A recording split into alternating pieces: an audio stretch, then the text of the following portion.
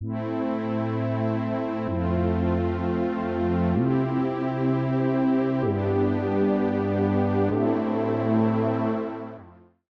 所周知，最早的战机是从欧洲开始向世界推广的。空战属于新时代产物，一般平民根本没法成为空军，所以早期英德的飞行员大多数都是贵族，很有风范。按照骑士规则，他们根本不屑于干那种射击逃生者的事情，因为这些讲究绅士风度的欧洲人的默契，才使得不朝跳伞飞行员射击成为日内瓦公约中的一项规定。也是因为保留着这种骑士精神，在充满血腥和暴力的二战中，上演了一些充满温情和感动的时刻。1943年12月圣诞节前夕，美军第379轰炸机大队在执行任务过程中几乎全军覆没。中尉查理·布朗作为飞机指挥官的任务是和其他7名战友一起去轰炸一个德国弹药厂。布朗的轰炸机占据了整个编队危险性最高的左侧，这是最容易牺牲的位置，而他们的下方正被一大批德军战士和精良防空武器守卫着。2架 B-17被迅速击中，之后又有几架轰炸机坠落，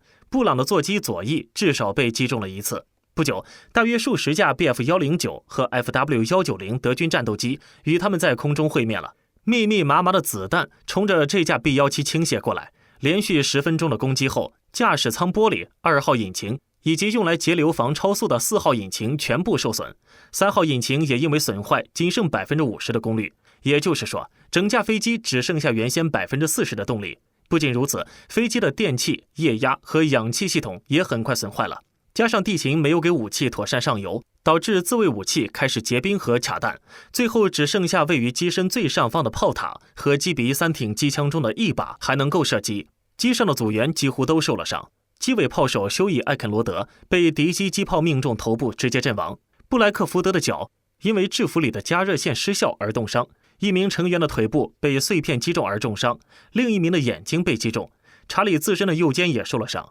更糟糕的是，机舱内的氧气已经快要耗尽，驾驶舱还出现了电气故障，而用于止痛的吗啡在寒冷的高空已经冻成了冰坨坨。每个伤员都只能忍着剧烈的疼痛，在颠簸的空中祈祷。就在布朗觉得大难临头的时候，忽然发现机舱外有另外一架德国飞机正在和自己并驾齐驱，而且那个德国飞行员还用非常夸张的身体语言打着手势，看起来是要自己降落。驾驶员正是德军的弗朗茨·斯蒂格勒和他驾驶的 Bf-109 战斗机。斯蒂格勒是一位德军资深飞行员，他几乎出现在了每个战役中，执行了400多次战斗任务，获得了骑士十字勋章。这一天，这名叫斯蒂格勒的德国飞行员正在给自己驾驶的梅塞施密特 Bf-109G6 战机加油，一边抽着烟，斯蒂格勒一边看着空中的动静。这时，他发现有一架美国轰炸机在空中被击中，并冒出了浓烟。见此状况，斯蒂格勒立即驾机起飞，并接近那架重大的 B-17轰炸机。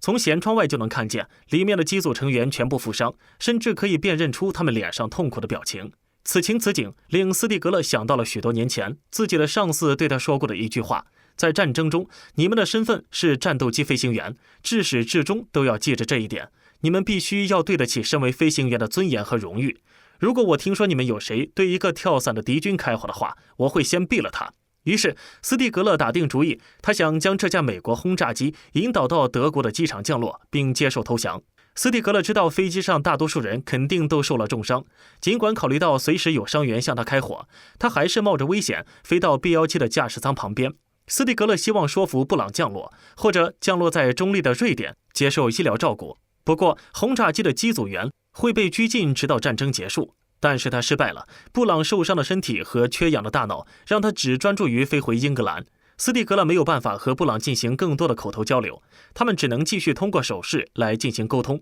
斯蒂格勒看到布朗的轰炸机正在驶向英格兰，他有机会和理由将其击落，但是他选择了护送布朗等人越过海峡。Bf-109和 B-17就这样互相扶持着，一点一点离开了德国的领空。斯蒂格勒在将 B-17护送出境后，给机舱内抢救伤员的查理·布朗敬了个礼，随后驾机离去。布朗驾驶受伤的飞机经过400多公里的飞行，终于安全回到了基地。除了艾肯罗德以外，机上其余组员都奇迹的生还。他向上级报告了整个空战以及这位友善的德国飞行员护送他们的经过，但指挥官严令他告诉任何其他人，因为这个不寻常的故事传播出去会不利于士兵对德军的仇视，而斯蒂格勒也永远不会说出自己的护送行为。如果他这样做的话，他相信军事法庭的宪兵会随时而来。B-17战斗机遭到了德国人民的憎恨，他们在德国领土上投下了大量的炸弹。斯蒂格勒体现出的人性值得赞赏，但是在战争期间，他可能会成为德国人民唾弃的对象。对此，布朗与斯蒂格勒这一空中奇遇也就不为人知晓。战后，布朗复员回家，进入大学读书，获得学位，后来再加入空军，以中校军衔退役，加入国务院成为外交人员。1965年到1971年派驻东南亚，1971年退休。布朗退休后定居迈阿密，成立了自己的公司。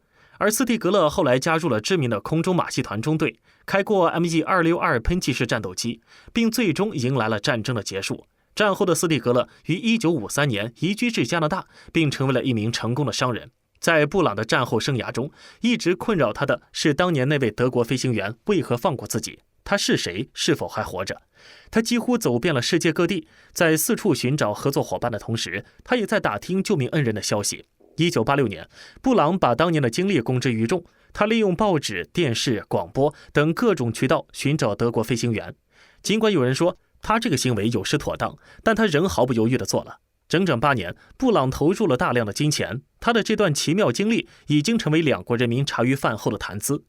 所有人都在帮忙寻找这位德国飞行员。1990年1月18日，布朗收到一封来自加拿大的信，他打开信读道：“亲爱的查理·布朗，这么多年来，我想知道那架 B-17发生了什么事。你把它带回家了吗？机组成员是否幸存？知道你还活着，使我充满了无法形容的喜悦。”这封信正是他的救命恩人弗朗茨·斯蒂格勒寄来的。当得知斯蒂格勒就是当年那位德国飞行员，布朗欣喜万分。这两位当年敌对国的飞行员经历了半个世纪的沧桑，终于在1995年于佛罗里达的酒店大堂重逢。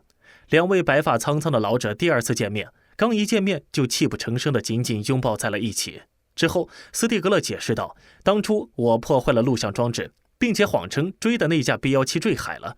无论是1战还是2战，德国空军是颇有骑士风范的，比如不攻击跳伞逃生的敌人，主动掩埋盟军飞行员的遗体，按照日内瓦公约善待盟军飞行员俘虏。2战是残酷的，它让斯蒂格勒失去了一切，家人和朋友。2战期间，德国有 2.8 万名飞行员，只有1200人幸存下来，斯蒂格勒是其中之一。战后生活困苦，使他不得不移居到国外。但与布朗的空中奇遇是他在2战中可以引以为傲的一件事情。由于他的缘故，布朗和机组成员活了下来，他们的后裔也因此有机会降生于世。布朗的儿孙后裔多达25人，而两人的重逢对斯蒂格勒及布朗来说，则是晚年生活的重要一幕。他们一直保持着亲密的友谊，他们的故事一直延续到2008年。神奇的是，两人在这一年同时病故。斯蒂格勒享年92岁，布朗享年87岁。战争充满了暴力和对人民的不公，但是这些类似的事件恢复了大家对人类的信仰，增添了人们对和平的渴望。